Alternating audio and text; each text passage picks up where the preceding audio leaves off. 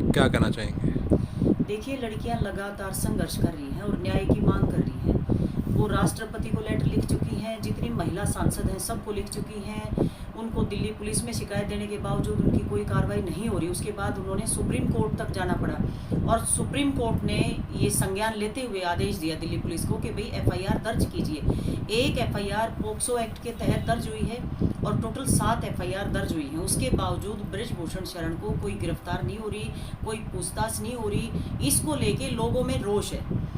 देश का झंडा, उस झंडे का मान बढ़ाने वाली बेटियों के साथ अगर ऐसा हो सकता है तो एक आम साधारण बच्ची के साथ अगर कुछ ऐसा होता है तो वो कहाँ रोएगी, किसके सामने आवाज़ उठाएगी। तो इसको लेके हर आदमी परेशान है। तो हम क्योंकि हम एक सामाजिक लोग हैं और हमें लगता है कि इस तरह के मुद्दों को तो हमें सरकार तक भी पहुंचाना चाहिए और अगर वहाँ बात नहीं बनती है तो हमें राष्ट्रपति तक भी जाना पड़ेगा। तो कल क्या रणनीति रहेगी, क्योंकि जंतर मंतर पे भी प्रदर्शन करने जाना चाहते थे आप, वहाँ भी नहीं जाने दिया। उसके अलावा जंतर मंतर से भी उनको बेटियों को उठा दिया गया है। तो कल क्या जो है, किस तरह के फैसले लिया जा सकते? देखिए, दुख इस बात का है, वो बच्चियां मांग क्या रही है? राज्य तो मांग नहीं रही, वो न्याय मांग रही है। वो जंतर मंतर पे बैठी थी। हम लोगों ने आह्वान किया था कि हम लोग सब उनके पास जाके पंचायत करेंगे। हमने पहले ही कहा था कि हम किसी भी तरह का तनाव की स्थिति पैदा नहीं होने देंगे और इसीलिए हम जो जिम्मेदार लोग हैं, सरकार ने हम सबको घरों में रोक दिया, किसी को गिरफ्तार कर लिया। ऐसे में कोई भी व्यक्ति वहाँ जा नहीं पाया।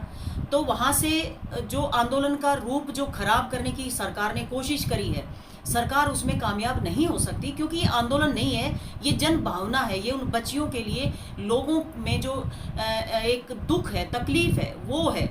आप देखो ना, इस लेवल तक वो बच्चियां परेशान हैं, उनको देश में सुनने वाला कोई नहीं बचा है। तो उसके बाद उनको ये निर्णय लेना पड़ा कि वो अपने मेडल्स को गंगा मैया के हवाले कर दें। वहाँ से कुछ लोग हमारे गए और उन्होंने हाथ पैर जोड़े। हम सब ने प्रार्थना करी कि ऐसा अनर्थ मत करना। और जब उन्होंने ये निर्णय लिया और जब वो लोग जा रहे थे, तो आप सोचो कि हर देशवासी की आंखों में आंसू थे, क्योंकि वो मेडल उन बच्चियों ने 15-20 साल संघर्ष करके कमाए हैं। उन्होंने मेहनत करके कमाए हैं और हमारे देश का नाम रोशन किया है उन बच्चियों ने। और उसी संस्था का अध्यक्ष ये कहता है कि ये 15 रुपये में बिक जाते हैं मेडल, या 15 रुपये में खरीदे जा सकते हैं मेडल। उस ऐसे व्यक्ति को शर्म आनी चाहिए जो ये कहते हैं कि 15 रुपये के ये मेडल हैं। 15 रुपये के मेडल के लिए 15-20 साल बच्चियों को खून पसीना एक करना पड़ता है, तब वो जाकर मेडल आते हैं। और अगर वो 15 रुपये के मेडल ही हैं, चलो उनकी बात मान लेते हैं, तो क्यों फिर वो जब ओलंपिक्स में हमारी साक्षी मेडल जीत कर आई तो पूरी सरकार वहाँ एयरपोर्ट पे भागी उनको रिसीव करने के लिए? क्यों भागे थे? 15 रुपये के लिए। तो इनको संज्ञान लेना चाहिए। सरकार जिस तरह से निष्ठुर और बिल्कुल संवाद नहीं कर रही है, संवेदना इनकी खत्म हो गई है। जिस तरह का काम सरकार कर रही है, इनको नहीं करना चाहिए, इनको बात करनी चाहिए, क्योंकि वो सम्मान देश का सम्मान है। पूरे हिंदुस्तान की किरकिरी हो रही है पूरे वर्ल्ड में। और वर्ल्ड रेसलिंग फेडरेशन ने भी संज्ञान लेते हुए कहा है कि जो दिल्ली पुलिस ने उन बच्चियों के साथ किया है वो निंदनीय है। और अगर आप लोग बाज नहीं आते हैं तो हमें हो सकता है कि इंडियन जो WFI है उसका रद्द करना पड़े। तो आप देखिए ना कि वो इस तरह से हम लोगों की किरकिरी हो रही है, लेकिन उसके बावजूद 4 कदम पे संसद का उद्घाटन होता है, कोई बात नहीं करता है। जो इनकी महिला मंत्री हैं, पता नहीं उनको भी क्या सांप सूंघ गया है, वो एक शब्द निकालती हैं। क्या हो गया देश को? कैसे बच्चियों की ये बात करते हैं, किस तरह से ये बात करते हैं? जब इंक्वायरी की जाती है, जो कमेटी बिठाई गई, वो कमेटी के लोग इंक्वायरी करते हुए पहले तो इनको बाहर फट्टे पे बैठे रखा काफ़ी देर तक, और जब इनको पूछा गया तो जब ये बताने लगती है तो उनको रोक दिया जाता है। फिर बोलती है, अरे वो तो तुम्हारे पिता तुल्य है, तुम्हें ऐसी बात नहीं बोलनी चाहिए। अरे हमारे समाज में, हमारे इस देश में, हमारी संस्कृति में, हमारे लोगों में पिता तो ऐसा होता है कि जो बेटी को नज़र भर के देखता तक नहीं है। वो कैसे पिता की बात करते हैं कि वो पिता तुल्य है जो बच्चियों के साथ छेड़छाड़ करता है। और आप देखिए, ये 2014 का केस है, आज का केस नहीं है। 2014 में इन बच्चियों ने शिकायत करी, कोई सुनवाई नहीं हुई। फिजियोथेरेपिस्ट ने आके ये बताया कि ऐसा ऐसा हो रहा है, लेकिन उसके बावजूद कुछ नहीं हुआ, कोई सुनवाई नहीं हो रही है। अब जब इन्होंने सोचा कि खेल मंत्री से बात करें, इन्होंने खेल मंत्री को जैसे ही बताया तो खेल मंत्री ने खुद फोन करके बृजभूषण को बता दिया कि तुम्हारे अगेंस्ट ऐसी ऐसी करके कंप्लेंट आ रही है। आप देखिए तो ये बच्चियां जाए कहाँ? उसके बाद ना गृह मंत्री, ना राज्य मंत्री, ना प्रधानमंत्री, कोई भी नहीं बोल रहा। आप देखिए तो ये बच्चियां जाएं कहाँ। उसके बाद इन्होंने निर्णय लिया कि हम जंतर मंतर पे बैठेंगे। जब ये जनवरी में बैठी थी, इन्होंने बिल्कुल ये सख्त आदेश इन बच्चियों ने दिए थे कि भाई हम किसी भी पॉलिटिकल व्यक्ति को अपने इस धरने पे नहीं आमंत्रित कर रहे हैं, क्योंकि हम ये लड़ाई खुद लड़ेंगे। और मैं सच बताऊं, इन बच्चों ने भी नहीं सोचा था कि हमारे साथ ऐसा हो सकता है। इनको ये था कि हमें प्रधानमंत्री जी खुद जानते हैं, हमें हर हिंदुस्तानी जानता है, हम जैसे बात उठाएंगे हमारी बात संज्ञान ले लिया जाएगा और हमारी बात सुन ली जाएगी। ये तो इन्होंने सोचा ही नहीं था कि ऐसा हो सकता है। कल कितना बड़ा निर्णय लिया जा सकता है?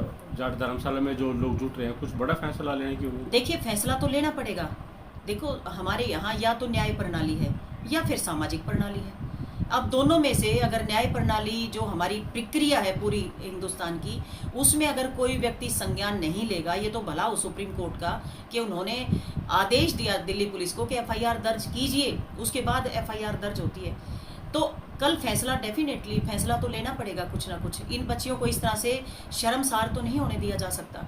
ये बच्चियां देश का गौरव है, सम्मान है। इनको किसी भी सूरत में इस तरह से, जिस तरह इनको बदनाम करने की एक साजिश शुरू हो गई है, तो वो किसी भी सूरत में एक सभ्य समाज में नहीं होनी चाहिए। और मैं उन लोगों से भी अपील करना चाहती हूँ जो लोग आज ये कहते हैं कि ये राजनीति कर रही हैं, तो मैं उनको बताना चाहती हूँ, कोई भी लड़की अपनी अस्मिता के ऊपर लांछन लगवा के राजनीति नहीं करेगी। ये वो बच्चियां हैं जिनको हिंदुस्तान का हर व्यक्ति जानता है, हर राजनीतिक पार्टी जानती हैं। अगर इनको राजनीति करनी हो तो ये किसी भी पार्टी में जा सकती हैं। उनके लिए क्या ऐसी संगीन आरोप लगा के जंतर मंतर पे बैठने की जरूरत है? तो ये जो ऐसे इस तरह के बेहुदे जो कमेंट आ रहे हैं, उन लोगों को भी लज्जित होना चाहिए, शर्मसार होना चाहिए ऐसे शब्दों को बोलते हुए, क्योंकि उनके घर में भी बहन बेटियां हैं। अगर उनकी बहन बेटी के साथ कभी ऐसा होता है, उनके साथ कौन खड़ा होगा? क्योंकि कानून तो अपना काम तभी करेगा जब प्रूफ होंगे। अब जिस बच्ची के साथ छेड़खानी होती है या जिस बच्ची के साथ इस तरह की घटना होती है, क्या वो अपना ऑडियो या वीडियो तैयार करके रखेगी? और अगर उसको इतनी फुर्सत होती या इतनी उसमें हिम्मत होती तो वो ऐसा होने ही ना देती। तो ये जो कह रहे हैं ना कि प्रूफ दो, अब क्यों बोले, तब क्यों बोले। मीठू में आपने देखा एक कंपेनिंग चली तो कितने सारे महिलाओं ने आगे ये बताया कि मेरे साथ भी ऐसा हुआ। देखिए, मैं एक चीज़ बताना चाहती हूँ, लड़की जब ये बात बताती है तो उसको कई रातों जागना पड़ता है, खुद से लड़ाई लड़नी पड़ती है कि मैं ये बात पब्लिक में कहूँ कि ना कहूँ, क्योंकि उसको मालूम है जैसे ही लोगों को पता लगेगा, हम ऐसे समाज में रहते हैं, लोग खुद उस लड़की को गुनहगार मान के और उसको अपनी नज़रों से गिराने के काम करते हैं, उनको मरने तक मजबूर कर देते हैं। ऐसे में क्या ये इतनी जो हमारी स्टार हैं, क्या ये बच्चियां ऐसा कदम उठा सकती हैं? ऐसी मतलब राजनीति के लिए ऐसा करेंगी? तो ये सोचने की बात है। मैं तो उन सब लोगों को भी अपील करना चाहती हूँ, इन बच्चियों को न्याय के लिए आप भी जुड़िए। तो कल कौन कौन आ सकता है?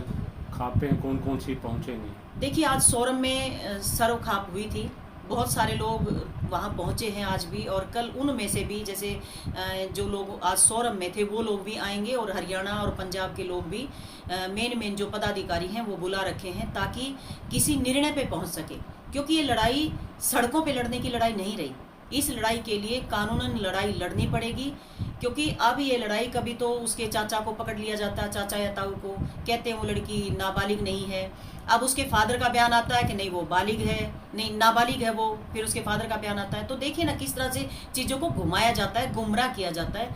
तो ये बड़ा तकलीफ देह है। और जिस तरह से उन बच्चियों की तस्वीरें आई है सामने, जो दिल्ली पुलिस ने उन बच्चियों के साथ किया है, दिल्ली पुलिस ऐसा करते उनके साथ किया ना कि वो इतनी हृदय विदारक घटना थी, जिसको देख के हर किसी मतलब पत्थर से भी पानी निकला है। पत्थर जो दिल था ना उस वो भी पिघला है।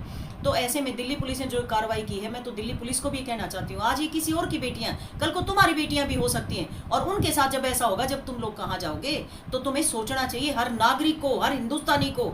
ये जो मेन मीडिया जो अपने आप को स्ट्रीम मीडिया जो खुद को कहता है, उनको आगे आना चाहिए, उनको बात करनी चाहिए। वैसे तो पता नहीं किस किस बात को घसीटे रहते हैं, 10-10 दिन तक चलाते रहते हैं, लेकिन जब बच्चियों के आत्म सम्मान की बात है तब ये कोई भी किसी के मुंह से शब्द नहीं निकलता, सबके मुंह में दही जमी हुई। कल लेखिक जी को आपने देखा होगा, सांसद है, उसके पीछे एक मीडिया वाले साथी पहुंचे कि उन्होंने पूछा कि आप क्या कहना चाहेंगी, तो दौड़ रही हैं, वो भाग रही हैं। और मैं तो मीडिया वालों को कहना चाहती हूँ, अगर आप लोग अगर इन लोगों से पूछोगे तो ये सब ऐसे ही भागेंगे, क्योंकि इनको पता है कि भागने के सिवाय इनके पास कोई इलाज नहीं है। तो मैं बस ये अपील करना चाहती हूँ लोगों से भी कि लोग इस मुहिम में जुड़े, इन बच्चियों का साथ दें, क्योंकि ये बच्चियाँ, ये मेडल्स केवल इन बच्चियों के नहीं हैं, इन्होंने 15-20 साल संघर्ष किया है, हमारा नाम रोशन किया है। तब ये रेसलर बनने की इन्होंने सपने सजोए थे जब कोई बच्ची अपनी बच्ची को किसी अखाड़े में नहीं भेजता था, तब ये लड़कियां निकली हैं। कितनी हिम्मत की बात है, एक अलग बहाव में बहना कितना मुश्किल काम है, और ये बच्चियां निकली हैं। तो आज उन बच्चियों को ज़रूरत है आप लोगों की, आप सब साथ दीजिए, मैं यही कहना चाहूँगा।